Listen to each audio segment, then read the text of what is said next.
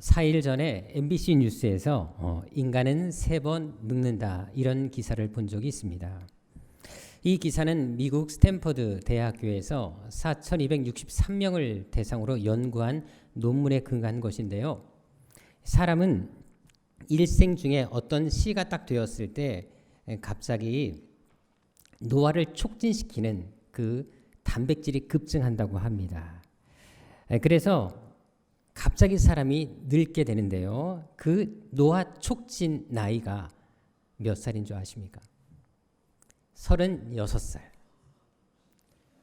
그리고 60살, 그리고 78살이라고 합니다. 그러니까 이 3번 때 사람이 확실히 늙는 것을 볼 수 있다는 것입니다. 가끔 이게 젊은 사람이든 나이 든 분이시든 이 체력이 예전 같지 않다고 하는 분들이 계십니다. 우리 생각에는 젊은 사람인데도 불구하고 체력이 예전 같지 않아요 하고 말하는 이유는 바로 이렇게 3번의 노화의 과정을 또 심하게 겪기 때문이라는 사실을 알 수가 있습니다. 이처럼 우리는 나이가 들수록 점점점 약해져 갑니다. 또 기력도 더 다해져 가는 것을 알 수가 있습니다. 그래서 성경은 우리 인생에 대해서 어떻게 평가하고 있습니까? 야고보서 4장 14절에 보게 되면 이렇게 말을 하고 있습니다. 우리 인생은 잠깐 보이다가 없어지는 안개에 불과하다. 따라서 언제 끝날지 모르는 인생이기 때문에 호흡이 남아있는 동안 정말 잘 사는 것이 얼마나 중요한지 모릅니다. 특별히 하나님 보시기에 바로 사는 것이 그만큼 중요하다는 것입니다. 왜냐하면 우리 인생 마지막에는 누구도 예외 없이 다 심판대 앞에 설 것이기 때문에 그렇습니다. 아마 예전에 여러분들 TV 프로 중에 이산 가족 찾기 그런 프로그램들을 아마 보신 적이 계실 것입니다. 저도 많은 사람들이 가족들과 이별했다가 만나는 경우를 그 방송을 통해서 본 적이 있는데요. 한 기억에 남는 장면이 있습니다. 어느 산골에 한 아이가 있었는데요. 큰 아버지로부터 노란 고무신을 선물 받았다고 합니다. 워낙 새로운 그리고 좋은 그 시대로 따진다면 되게 좋은 선물이었기 때문에 이 아이는 이 선물을 받고 제대로 잠을 잘 수가 없었고요. 심지어 길을 갈 때도 신발을 신지 않고 맨발로 다니고 신발을 들고 다녔다고 합니다. 하루는 이 아이가 이제 개울가에서 신발을 신고 있었는데 그만 신발 한 짝이 개울가에 빠져서 떠내려가게 됐습니다. 이 아이는 놀라서 그 신발을 줍기 위해서 열심히 쫓아갔습니다. 얼마나 열심히 쫓아갔는지 한참 시간이 흐른 뒤에 큰 강까지 이르게 되었습니다. 문제는 아이가 길을 잃어버렸다는 것입니다. 그리고는 2번 다시 집으로 돌아갈 수가 없었습니다. 그래서 졸지에 고아가 된 아이는 무려 50년의 시간들을 그렇게 고생하며 시간을 흘려보내게 됐습니다. 그러다가 이산 가족 찾기 그 프로그램을 보고 방송국에 나와서 자기 사연을 알려주게 된 것입니다. 그때 그 형이, 이 아이의 형이 그 방송을 보고 찾아와서 결국 가족을 상봉하게 되었습니다. 무려 50년 이후에 있었던 사건입니다. 문제는 그때는 이미 어머님이 돌아가시고 난 이후였고요. 아버지는 치매에 걸려서 이 아들을 전혀 알아보지 못했다는 것입니다. 그래서 방송국에 나와서 이분은 그동안 보내버린 그 시간이 너무 아까워서 하염없이 눈물을 흘리는 것을 볼 수가 있었습니다. 이 사건을 보면서 그런 생각이 들었습니다. 우리 인생도 언제든지 이런 동일한 전철을 밟을 수 있다는 생각이었습니다. 낡고 없어질 고무신 하나 때문에 더 소중한 것을 잃어버린 것처럼 우리 역시 더 가치 있는 것을 뒤로 한 채 쓸모없고 무가치한 것을 붙잡기 위해서 지금도 달려가고 있는 우리의 모습을 볼 수 있다는 사실입니다. 그럼 여러분들은 어떠십니까? 지금 여러분들의 가장 가치 있는 것이 무엇입니까? 여러분이 가장 많이 관심을 갖고 가장 많이 시간을 투자하고 있는 것이 무엇입니까? 우리가 예수 믿는 사람들이라면 과연 어디에 가치를 두고 살아야 하겠습니까? 오늘 본문에 보게 되면 그 해답을 우리에게 분명히 보여주고 있습니다. 예수님의 삶을 통해 우리가 어디에 가치를 두고 살아야 하는지를 분명히 보여주고 있다는 것입니다. 먼저 본 말씀은 예수님의 공생의 후반기에 있었던 한 사건을 보여주고 있습니다. 이때는 사람들이 예수님을 정말 많이 따르고 있었습니다. 그리고 예수님의 인기는 최고 절정에 오르고 있었습니다.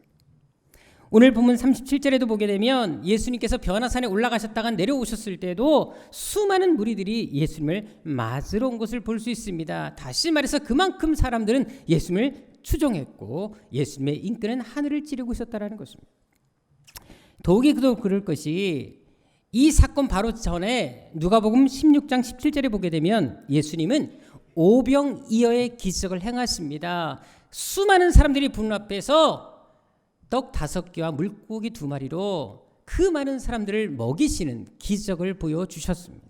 실제로 이 기적이 얼마나 대단했는지 당시 사람들이 이 기적을 보고 어떻게 반응했습니까? 동일한 사건이 요한복음 6장 14절 15절에도 나와 있는데요. 이 사건 직후에 사람들이 예수님이 행하신 그 기적을 보고 다들 놀라워하며 예수님을 임금 삼으랬던 것을 볼 수 있습니다. 너무나 이 사건이 워낙 이 기적이 컸기 때문에 그곳에 있었던 모든 사람들이 예수님을 왕으로 모시자라고까지 했다라는 것입니다. 한마디로 당시 예수님의 인기는 최고 절정이었다라는 것입니다. 자, 그런데도 이때 예수님께서 하신 행동이 무엇입니까? 가장 인기 최고의 절정이 일어났을 때 예수님께서 보이신 행동이 무엇입니까? 여기 보시면 알겠지만 갑자기 무리를 떠나 가시는 것을 볼 수가 있습니다. 여기 떠나 가신다라는 표현은 그냥 떠난다는 의미보다 피신한다는 의미를 가진 단어입니다. 다시 말해서 예수님은 그 자리에 있고 싶지 않았다라는 것입니다. 자, 이때 제자들의 마음이 어땠을까요? 자기가 모시고 있는 스승이 왕이 되면 자기들도 한 자리 할 수 있는데 예수님은 지금 그것을 마다하고 있다라는 것입니다. 제자들은 적지 않게 실망했을 것입니다. 자, 그리고 나서 얼마 후에 예수님이 그런 제자들을 다시 모으셨습니다. 그런 다음에 그들을 향해 어떤 말씀을 하십니까? 9장 22절에 보게 되면 이렇게 말씀하십니다. 나는 왕이 되는데 관심이 없다. 내가 가야 할 길은 십자가의 길이다. 영광스러운 길이 아니라 고난의 길. 나는 그 길을 가야 된다라고 말씀을 하십니다. 어마어마한 기적을 행한 직후에도 불구하고 제자들에게 계속해서 말씀하셨던 것은 영광스러운 길이 아니다라는 것이었습니다. 게다가 누가복음 42장 43절 오늘 본문에 보게 되면 예수님께서 귀신 들린 아이를 고치게 됩니다. 간질한 아이였습니다. 얼마나 귀신이 강력하게 들었는지 이 귀신이 이 아이를 불에도 집어넣고 물에도 집어 던져 넣었습니다. 9명의 제자들조차 이 귀신 들린 아이 하나를 고치지 못했습니다. 그런데 그 아이를 예수님이 한 번에 고치십니다. 당연히 무리들이 다 놀라워했습니다. 감탄하고 있었습니다. 다시 말해서 예수님의 인기는 더 치솟았다라는 것입니다. 자, 그런데도 이때도 예수님이 바로 이어서 어떤 말씀을 하십니까? 44절에 보게 되면 내가 가야 할 길은 세상에서 주는 인기 영광스러운 자리가 아니다. 나는 십자가의 길을 가야 된다고 말씀하십니다. 심지어 51절에 보게 되면 나는 이 길을 가려고 결심했다라는 사실을 보여주고 있습니다. 누가 뭐라 할지라도 나는 반드시 이 길을 가고 말겠다라는 굳은 결심을 하시는 것을 볼 수 있다는 것입니다. 사실 병든 자를 치유하고 귀신 들린 자를 쫓았다면 솔직히 좀 나 이런 사람이야, 나 대단하지 않아? 의시될 수 있지 않겠습니까? 또한 오병이어의 기적 같은 놀라운 일들을 행하셨다면 야, 어떤 문제든 다 해결해 줄 수가 있어. 어깨 힘을 줄 수 있었다는 것입니다. 그런데도 예수님은 인기가 높아갈수록 사람들이 칭찬하면 할수록 오직 한 가지만 생각하십니다. 오직 한 길만 고집하셨다는 것입니다. 그것은 바로 십자가의 길이었습니다. 바로 십자가를 통해 온 일과 구원받는 것, 오직 이것에 온 마음을 쏟으셨다는 것입니다. 그래서 이 십자가의 길이 예수님의 모든 관심사였고 최고의 가치였기 때문에 기꺼이 자신의 목숨까지도 내던질 수 있었던 것입니다. 이것은 이 땅에서 우리가 얼마나 오래 사느냐가 중요한 것이 아니다라는 것을 보여줍니다. 어떻게 사느냐, 이것이 더 중요하다는 것입니다. 이 땅에서 얼마나 잘 먹고 잘 사느냐가 중요한 것이 아니라 얼마나 가치 있게 사느냐가 중요하다는 사실을 우리에게 분명히 보여주고 있다는 것입니다. 왜요? 우리의 삶은 이 땅의 마지막이 아니기 때문에 그렇습니다.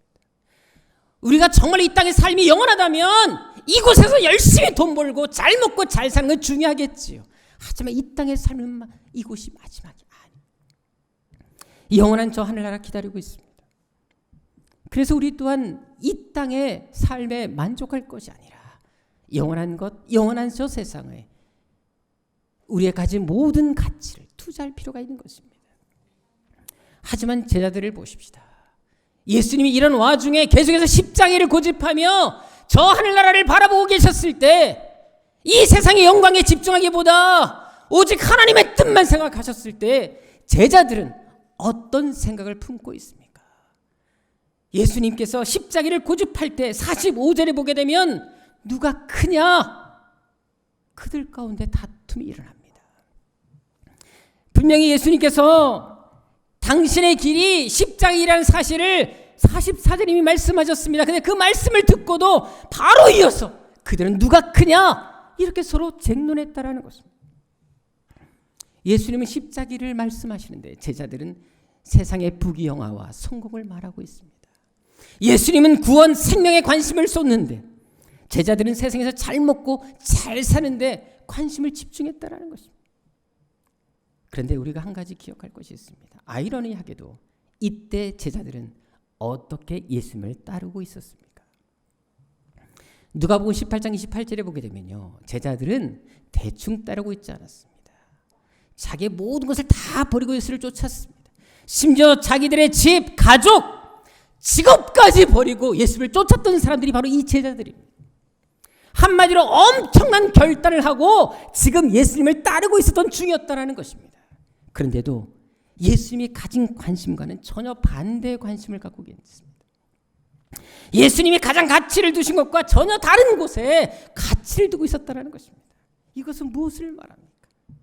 우리가 예수를 믿고 지금 헌신한다고 해도 우리의 가치가 바뀌어지는 것이 아니라는 것입니다. 우리가 남들보다 더 많이 봉사하고 열심히 섬겨도 우리가 더 잘 믿고 더 잘 섬기는 것이 아니라는 것을 보여주고 있는 것입니다. 정말 제대로 따르기 위해서는 예수님이 원하시는 그 가치를 알아야 됩니다. 그래야 바른 따름, 빠른 섬김이 있는 것입니다. 오늘 본문의 예수님은 진정한 가치가 무엇인지, 어디에 가치를 두고 살아야 될지를 분명히 보여주고 있습니다. 그래서 이 세상에 주는 어떤 위로, 칭찬, 인기와 관심을 가지지 않습니다. 오직 다가올 미래의 영광의 하늘나라만 바라보십니다. 누가 뭐라 할지라도, 누가 어떤 평가를 내린다 할지라도 오직 십자가를 고집하시는 것입니다. 그래서 그 길을 가기 위해 굳게 결심하시고 남이 뭐라 할지라도, 손가락질하고 비판한다 할지라도 오직 그 길만을 바라보고 가셨던 것입니다. 그래서 히브리서 12장 2절에 어떤 말씀이 있습니까? 하나님, 예수님은 앞으로 다가올 영광의 하늘나라에 주실 영광, 그 기쁨을 바라보며 십자가도 기꺼이 참아내셨다라고 말씀하고 있는 것입니다. 하늘나라의 영광을 바라보는 사람들은 이 땅의 삶에 미련을 두지 않습니다. 이 세상에 주는 고통, 이 세상에 주는 어떤 그런 아픔, 이 세상에 주는 상처, 심지어 어떤 영광스러운 어떤 혜택까지도 기꺼이 내어 던질 수 있다는 것입니다. 그렇다면 여러분들은 어떠십니까? 지금 여러분들의 관심은 어디에 있으십니까? 이 세상에 있습니까? 아니면 하늘나라에 있습니까? 요즘 갈수록 사람들의 헌신이 줄어듭니다. 저도 이곳저곳에서 목사님을 만나보면 연말이 됐을 때 사람 세우기가 제일 힘들다고 합니다. 사람들에게 어떤 직분을 맡기면 다들 안 하겠다 그러고 어떡하든지 간에 자꾸 빠지고 뒤로 가서 물러서서 그냥 방관자처럼 주변인처럼 있으려고 한다는 것입니다. 심지어 열심히 봉사하는 사람도 이제 좀 쉬고 싶다라고 말하는 사람이 되게 많다는 것입니다. 분명 주님을 따른다고, 주님을 사랑한다고 말을 합니다. 근데 정작은 하나님의 일보다 자신의 일이 더 우선합니다. 때로는 언젠가는 봉사하겠지, 언젠가는 섬기겠지, 언젠가 그런 날이 오겠지라고 말하는 사람들도 종종 있습니다. 하지만 그런 날은 우리에게 영원히 오지 않을 수 있습니다. 왜냐하면 지금 기회에 결단하지 않으면 그런 기회는 다시 주어지지 않을 수 있기 때문에 그렇습니다. 그것은 누가복음 13장 6절에도 찾아볼 수가 있는데요. 여기 보게 되면 포도원에 심겨진 무화과나무 비유가 나옵니다. 원래 무화과 나무의 존재 목적이 무엇입니까? 열매를 많이 맺히는 것입니다. 그런데 7절에 보게 되면 그런 기회가 주어졌음에도 불구하고 그 기회를 저버리게 되자 어떻게 됩니까? 찍어 내버리라고 명령하는 것을 볼 수가 있습니다. 나무는 나무를 심은 주인의 목적에 부합할 때 존재 가치가 있습니다. 사람 역시 마찬가지입니다. 하나님의 목적, 이 땅에 보내신 하나님의 목적에 부합할 때 우리 인간의 존재 가치가 있는 것입니다. 따라서 우리가 하나님의 뜻과 거리가 먼 삶을 산다면 우리의 존재 가치는 사라지는 것이고 찍어내버려 던져질 수밖에 없다는 것입니다. 그래서 내가 원하는 삶이 아니라 하나님이 원하시는 삶을 살아야 될 의무가 우리에게 있는 것입니다. 그것은 솔로몬의 삶을 통해서 찾아볼 수가 있습니다. 사실 솔로몬처럼 이 세상에 누릴 수 있는 쾌락, 세상에 누릴 수 있는 모든 부귀영화 누려본 사람이 없었습니다. 최고의 모든 세상에 누릴 수 있는 모든 특권을 다 누린 사람이 솔로몬이었습니다. 그래서 전도서 2장 25절에 어떤 말로 고백합니까? 먹고 즐긴 일을 누가 나보다 더 해보았으랴 라고 고백합니다. 자기가 가장 많이 이런 것을 즐겨보았다라고 말을 합니다. 그런데 전도서 12장 8절에 보게 되면 이것을 다 경험한 후에 그가 고백한 것이 무엇입니까? 다 헛되고 모든 것이 헛되다. 내가 왜 그 일을 위해서 지금까지 그 많은 시간을 투자했고 허비했는지 후회가 된다라고 고백합니다. 따라서 전도서 12장 1절에 어떤 고백을 하고 있습니까?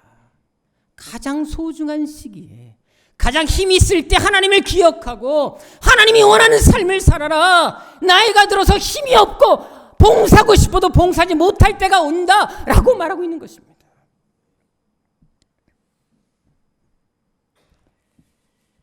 그리고 전도서 12장 13절에 모든 것을 경험한 후에 결론적으로 그가 고백한 것이 무엇입니까? 내가 다 살아보니까 하나님을 경외하고 하나님 말씀을 지키는 것만큼 더 중요한 것이 없더라. 이것이 사람의 본분이다. 사람이 하나님께서 우리를 이 땅에 보내신 목적이 여기 있다. 인간의 가치, 존재, 목적, 하나님의 마음에 합한 그 부합한 뜻은 바로 이것을 행하는 것이다 라고 말을 하고 있는 것입니다. 왜요? 마지막 절 14절에 그는 이렇게 말을 합니다. 왜 이것이 중요합니까? 하나님은 반드시 우리의 모든 행위에 대해서 심판할 날이 올 것이기 때문에 그래서 가장 가치 있는 일에 우리의 인생을 드릴 필요가 있다라고 말을 하는 것입니다. 한때 그런 말이 유행한 적이 있습니다. 인간아 왜 사니? 라는 말이 유행한 적이 있습니다. 저는 근데 이것을 교회 용어로 바꿔보았습니다. 인간아 왜 교회 다니니? 나중에 우리가 하나님 앞에 갔을 때 하나님께서 동일하게 이런 질문을 우리에게 던진다면 뭐라고 대답하시겠습니까? 너 왜 주보 나눠줬니? 너 왜 교회 청소했니? 너 왜 악기 반주했니? 너 왜 교회 가서 예배 드렸니? 라고 물어볼 때 뭐라고 대답하시겠습니까? 사실 세상에는 꼭 필요한 사람이 있습니다. 또한 있으나 없으나 애매한 사람도 있습니다. 그리고 정말 필요 없는 사람이 있습니다. 세상에 해악만 끼치는 사람이 있습니다. 차라리 나지 않았으면 좋을 뻔한 사람이 있다라는 것입니다. 자, 그런데 성경에도 이런 사람이 있었다 없었다? 있었습니다. 마태복음 26장 24절에 보게 되면 예수님이 바로 당신의 제자였던 가룟 유다를 향해 이 말씀을 던집니다. 차라리 너는 태어나지 않았으면 좋을 뻔했다.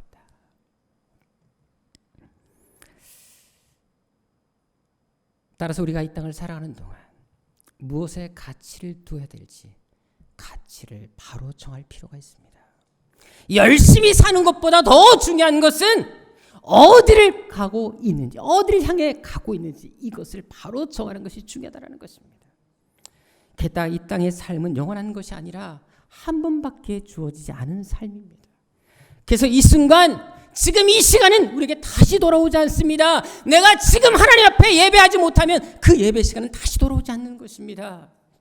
지금 기도하지 않으면 그 기도 시간은 나에게 다시 돌아오지 않습니다. 그래서 가치를 잘 정할 필요가 있는 것입니다. 그렇다면 여러분은 진정한 가치를 어디에 두고 살고 계십니까? 무엇에 우선순위를 두고 사십니까? 그 사람이 어디에 가치를 두고 사는지 아주 쉽게 알아볼 수 있는 방법이 있습니다. 그 사람이 가진 돈을 어디에 가장 많이 쓰고 있는지를 보면 그 사람의 가치를 알 수 있습니다. 그 사람이 가진 시간을 어디에 가장 많이 쓰고 있는지를 보면 그 사람이 가지고 있는 가치 기준을 알 수 있다는 것입니다. 그렇다면 여러분들은 큰 돈이 생기면 어디에 가장 먼저 쓰고 싶습니까? 만약 여러분들의 가장 시간이 많이 주어지면 무엇을 가장 먼저 하고 싶습니까? 그것이 여러분들의 가치의 가장 중요한 부분이라는 사실을 기억할 필요가 있습니다. 또한 이 사람이 세상을 더 사랑하는 사람인지 하나님을 더 사랑하는 사람인지 알 수 있는 간단한 방법이 있습니다. 그 사람이 가진 관심을 보면 됩니다.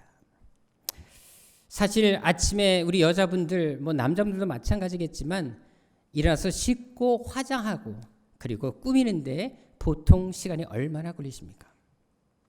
제가 봐도 우리 여자분들은 최소 30분 이상의 시간이 투자가 됩니다. 기초화장부터 시작해서 색조화장까지 하시는 분들은 어떤 경우 1시간을 잡는 경우도 제가 보았습니다. 자, 1시간 빼고 단 10분만 자신의 외모를 위해서 단 10분 거울을 보고 친구들과 소통하기 위해서 문자도 주고받으면서 정작 내 영혼의 모습을 위해서 단 10분을 투자하지 못하고 하나님 말씀 읽지 않고 그리고 하나님과 소통하기 위해서 단 10분도 기도하지 않는다면 나는 세상을 더 사랑하는 사람입니다. 지금 여러분들은 어느 쪽에 속한 사람이십니까? 말로만 하나님을 사랑한다고 말하지 마십시다. 그래서 어거스틴이 이런 말 한 적이 있습니다. 내 하나님이 아닌 모든 부여는 내게 빈곤이다. 하나님이 아닌 모든 물질, 모든 재산 다 필요 없다. 어떻게 이런 고백이 가능하겠습니까? 하나님께 최고의 가치를 두었기 때문에 이런 고백을 할 수가 있는 것입니다. 하나님 외에는 나에게 중요한 것이 없다. 가장 소중한 것이 없다. 어거스틴의 고백이었습니다. 그것은 사도 바울의 삶을 통해서 발견할 수 있습니다. 사실 여러분들 사도 바울이 없었다면 기독교의 정체성이 바로 세워질 수 없었습니다. 그만큼 사도 바울은 기독교 역사에서 예수님 다음으로 중요한 사람입니다. 저도 가장 닮고 싶은 사람이 성경에서 사도 바울입니다. 그런데 그가 왜 그렇게 위대하게 쓰임받을 수 있었습니까? 12사도보다 더 뒤늦게 부름받은 사도 바울이 왜 기독교 역사에서 가장 중요한 인물이 되었습니까? 그가 인생의 가치를 바로 정했기 때문에 그렇습니다. 사도행 20장에 보게 되면 한 사건을 볼 수가 있는데요. 거기 보게 되면 사도 바울의 참신앙의 모습, 어디에 가치를 두었는지를 알 수가 있습니다. 사도행전 20장은 그가 3차 전도행을 마치고 예루살렘을 향해 가는 길에 있었습니다. 하지만 그곳에서 그가 깨달은 것이 있었습니다. 내가 지금 예루살렘에 가게 되면 어떤 일을 당할지는 그가 너무나 잘 알고 있었습니다. 그래서 20장 22절 23절에 보게 되면 예루살렘에 내가 지금 가고 있지만 거기에는 환난과 핍박이 나를 기다린다라는 사실을 바울은 너무나 잘 알고 있었습니다. 그래서 바울을 사랑했던 많은 주변 사람들이 21장 12절에 보게 되면 바울이 그 예루살렘에 향해 가는 것을 말립니다. 절대 가지 마십시오. 그곳에 가면 당신은 위험합니다. 죽을 수 있습니다. 어떻게든 간에 그 발걸음을 만류했던 것을 볼 수가 있습니다. 또한 20장 38절에 보게 되면 바울을 향해 그곳을 가고 있는 바울을 보내면서 눈물을 흘리면서 근심하며 탄식하는 것을 볼 수 있습니다. 가지 마십시오. 가지 않기를 바랍니다. 그런데 모든 사람의 만류를 뿌리치고 바울이 끝까지 그 길을 갈 수 있었던 비결이 어디 있었을까요? 24절에 그의 고백을 통해서 알 수가 있습니다. 나의 달려갈 길과 주 예수께 받은 사명, 그 사명을 마치려면 나의 생명조차 조금 더 귀한 것을 여기지 않는다. 주 예수님께 모든 가치를 두었기 때문에, 주 예수님께 받은 그 사명에 모든 가치를 두었기 때문에 죽을 줄 알면서도 그 길을 가는 것입니다. 정글에 천국을 짓는 삶이란 책이 있습니다. 그 책에 보게 되면 장요나라는 선교사님의 이야기가 나오는데 본래 그분은 모태신앙이었습니다. 그리고 믿음의 가정에서 자랐지만 워낙 이분이 똑똑한 분이라서 대기업의 비서실장으로 이제 취직하게 됐습니다. 워낙 사람이 똑똑하고요. 워낙 탁월해서 금세 인정을 받습니다. 세상적으로 정말 잘 나갔습니다. 그러다 보니까 신앙과 점점 멀어졌습니다. 교회도 빠지게 됐습니다. 그러다 갑자기 어느 순간 그렇게 잘 나가고 있었는데 갑자기 전신마비가 왔습니다. 아무리 병원에 가서 진단해도 이유를 알 수가 없었습니다. 무려 그것이 10개월이 진행이 됐습니다. 전혀 움직이지 못한 상태에서 대소변을 받아내면서 그렇게 잘 나가던 사람이 하루아침에 인생이 나락치는 것을 경험하게 된 것입니다. 사실 저도 한때 장애자 봉사 10년 이상 다녔습니다. 목욕 봉사를 다녔는데 제가 갔던 그 한국 근육 디스트로피 협회라는 곳이었는데요. 그곳에 가서 봉사할 동안 여러 사람들을 만났습니다. 거기서는 대학 교수도 있었고요. 근데 멀쩡하던 사람이 갑자기 근육 무력증에 걸려서 힘이 빠져서 그곳에 와서 혼자 움직일 수 없는 처지라서 다른 사람의 도움을 받으며 대소변을 처리해야 되는, 그리고 목욕도 본인 할 수가 없어서 도움을 받는 그런 처지 있는 것을 보면서 저한테 그런 말을 하시더라고요. 저도 그분들을 10년 넘게 목욕시켜드리고 대소변을 받아낼 때마다 그분이 했던 말이 뭔지 아십니까? 정말 인생은 더덥다라는 것이었습니다. 그렇게 한때 잘 나가고 나는 절대 이 모양 이 상태가 될 줄 상상도 못했다라는 것입니다. 지금도 변명을 모른다라고 얘기하시더라고요. 이분도 마찬가지였습니다. 장요나라 이분도 그런 경험을 하게 된 것입니다. 전신마비가 아무것도 못한 것입니다. 그래서 이분이 하나님 앞에 자신의 삶을 돌아보면서 헛살아왔구나 후회하게 됩니다. 그리고 그 전신마비 상태에서 눈물을 흘리면서 회개하기 시작합니다. 하나님, 나를 살려주시면 내 인생 하나님께 드리겠습니다. 근데 놀라운 것은 그 기도를 드리자마자 몸이 싹 나와버렸습니다. 그래서 바로 베트남으로 선교를 가시게 됐습니다. 그래서 선교사로 파송받고 그리고 해변 도시에 있는 나완자촌에서 문둥병자들을 돌보는 사역을 하게 되셨습니다. 근데 이제 사람들이 점점 모이다 보니까 예배당이 필요하지 않겠습니까? 근데 여러분들, 저도 나완자촌 봉사를 몇 년 동안 해봤습니다만 문둥병에 걸리신 분들, 한센병에 걸리신 분들은 손가락이 거의 없습니다. 그러니까 성전을 자기들이 직접 지어야 되는데 손가락이 없으니까 망치를 그리고 삽질을 할 수가 없으니까 어떻게 한 줄 아십니까? 여기 손가락이 없으니까 손목에 새끼줄로 망치를 감아서 돌을 으깨었고요. 손에다가 삽을 묶은 다음에 배를 밀어서 삽질을 하셨습니다. 보통 사람이라면 한 10개월이면 성전을 지을 수 있었는데 무려 이분들과 함께 하다 보니까 3년의 시간이 걸리게 됐습니다. 그만큼 열심히 복음을 전했고 또 함께 있는 그 사람들 또한 예수를 받아들이게 됐습니다. 얼마나 열심히 사역했는지 베트남, 캄보디아, 라오스에 188개 병원과 학교를 세우셨습니다. 그리고 신학교를 통해 현지 목회자들을 양성하셨는데요. 그런데 이분도 몸이 성하지는 않습니다. 이분도 한쪽 눈이 실명했고 그리고 목뼈가 굳어 계십니다. 근데도 불구하고 이런 상에서 이분이 늘 고백하는 뭔지 아십니까? 그 책에서 이분이 이렇게 고백하는 걸 보았습니다. 하나님은 저에게 실명한 한쪽 눈과 굳은 목뼈를 라는 가시를 주셨습니다. 그리고 이 고통을 통하여 나병의 고통을 알게 하셨고 지체 부자유자를 돌보라는 사명을 주셨습니다. 저는 오늘도 지팡이를 짚고 주님과 함께 장차 이르게 될 저 멀리 배는 시온성 하늘나라를 바라보며 지구본 위를 달리고 있습니다. 여러분들, 이렇게 헌신할 수 있는 그 비결이 어디 있겠습니까? 최고의 가치를 바로 정했기 때문에 그렇습니다. 바로 주님께 저 영원한 하늘나라에 최고의 가치를 두니까 이런 헌신, 이런 섬김이 가능한 것입니다.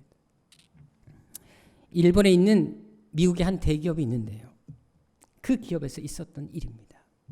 한 번은 이 기업에서 최고 회사 경영자를 뽑게 되는 그런 시간이 있었습니다. 자, 근데 그 최고 경영자를 뽑기 위한 조건이 뭐였냐면 이왕이면 젊고 똑똑하고 정직하고 진취적이고 경영 능력을 갖추고 특별히 일본어에 능통해야 된다라는 것이 조건이었습니다. 근데 이 조건에 부합한 사람을 찾기가 쉽지 않았어요. 그런데 한 사람이 찾아지게 됩니다. 바로 일본에 들어와 있는 미국 선교사였습니다.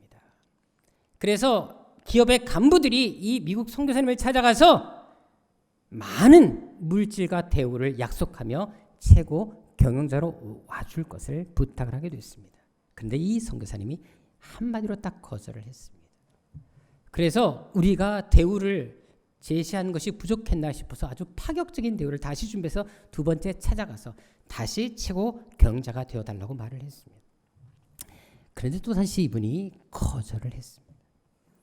그래서 도저히 안 되겠다. 정말 회사에서는 없었는데 최고의 조건을 제시하자. 이건 도저히 거절할 수 없는 파격적인 대우를 제시 조건을 가지고 찾아갔습니다. 근데 세 번째도 단 한마디로 거절했습니다. 그래서 기업의 간부들이 묻습니다. 무엇이 문제입니까? 이렇게까지 우리가 많이 섬기려고 하고 모시려고 하는데 무엇이 문제입니까? 라고 했을 때 이분이 이 말을 했습니다. 대우와 급료는 아주 충분합니다. 그러나 회사 일, 그 일은 내가 지금 하고 있는 일, 복음 전할 일과 비교해 볼 때 너무 보잘것없는 것이기 때문에 거절한 것입니다. 이분은 세상적인 일을 하는 것보다 하나님의 일을 하는 것을 더 가치를 두었다는 것입니다. 세상적인 성공보다 하나님의 영광, 하나님께 성공하는 데 더 깊은 관심을 가졌다는 것입니다. 그러니까 이런 결단을 할 수 있었던 것입니다. 오늘 설교 제목이 무엇입니까? 제가 오늘 설교 제목을 잡은 이유가 있습니다. 1000개의 심장까지라도. 바로 미국 의료 선교사였던 루비 캔드릭 묘비에 적혀있는 문구에서 따온 것입니다. 사진 묘비를 좀 보도록 하겠습니다. 이분이십니다. 이분은 1907년 25세의 꽃다운 나이에 이 한국 땅에 상륙했습니다. 많은 사람들이 만류했지만 이 한국 땅에 복음을 전하기 위해서 오셨습니다.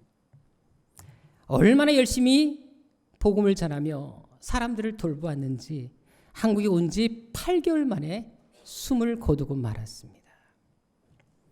그녀가 어머니께 보낸 마지막 편지에서 이런 내용이 나옵니다. 제가 요약해서 읽어드리겠습니다. 이곳 조선 땅은 참으로 아름다운 곳입니다. 선한 마음과 복음에 대한 열정으로 보아 아마 몇십 년이 지나면 이곳은 예수님의 사랑이 넘치는 곳이 될 것 같습니다. 그러나 한편에서는 탄압이 점점 심해지고 있습니다. 그저께는 주님을 영접한 지 일주일도 안 된 서너 명이 끌려가 순교했습니다. 토마스 선교사님, 제임스 선교사님도 순교했습니다. 선교본부에서는 철수하라고 지시했습니다. 하지만 대부분의 선교사님들은 그들이 전도한 조선인들과 아직도 숨어서 예배를 드리고 있습니다. 그들은 모두 순교할 작정인가 봅니다. 오늘 밤은 유난히도 고향으로 돌아가고 싶습니다. 외국인을 죽이고 기독교를 증오한다는 소문 때문에 부두에서 저를 끝까지 말리셨던 어머니의 얼굴이 자꾸 제 눈앞에 어른거립니다.